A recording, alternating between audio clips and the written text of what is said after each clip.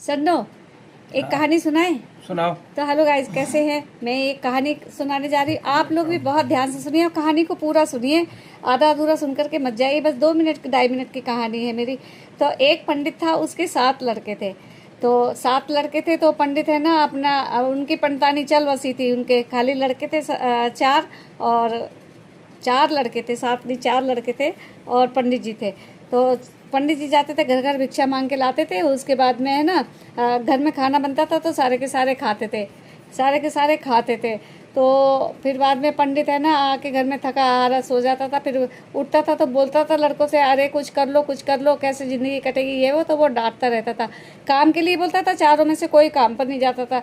वो कहता था बड़ा भाई करेगा, वो कहता छोटा करेगा, वो कहता छोटा करेगा, वो कहता छोटा करेगा। छोटा छोटा कर करके कोई भी काम पे नहीं जाता था।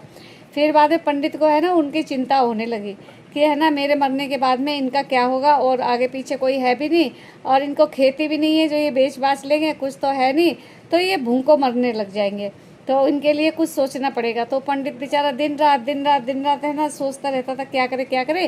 फिर एक दिन पंडित ने चारों लड़कों को इकट्ठा किया और चारों से बात करी कि वो बीमार पड़ गया तो उसने है ना चारों लड़कों को इकट्ठा करा। जब पंडित बीमार हुआ तो चारों लड़के उदास हो गए कि अब मुझे खाना पीना कौन खिलाएगा। तो पंडित जी ने चारों लड़कों को बुलाया और एक बात बोली।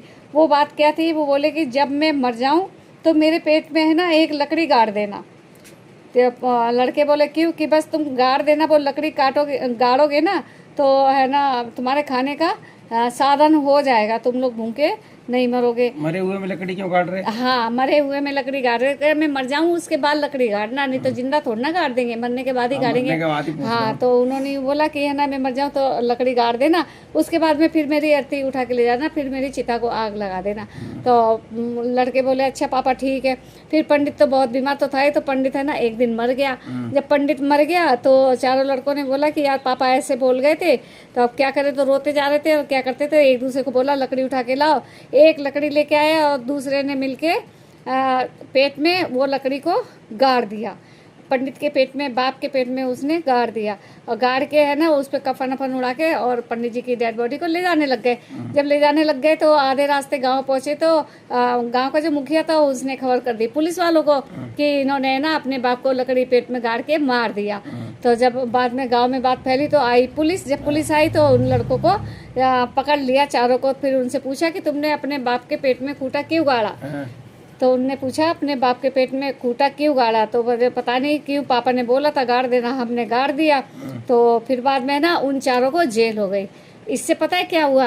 वो पंडित बेचारा जब मरने से पहले सोच रहा था कि मैं मरूंगा तो इनको खाना कौन देगा।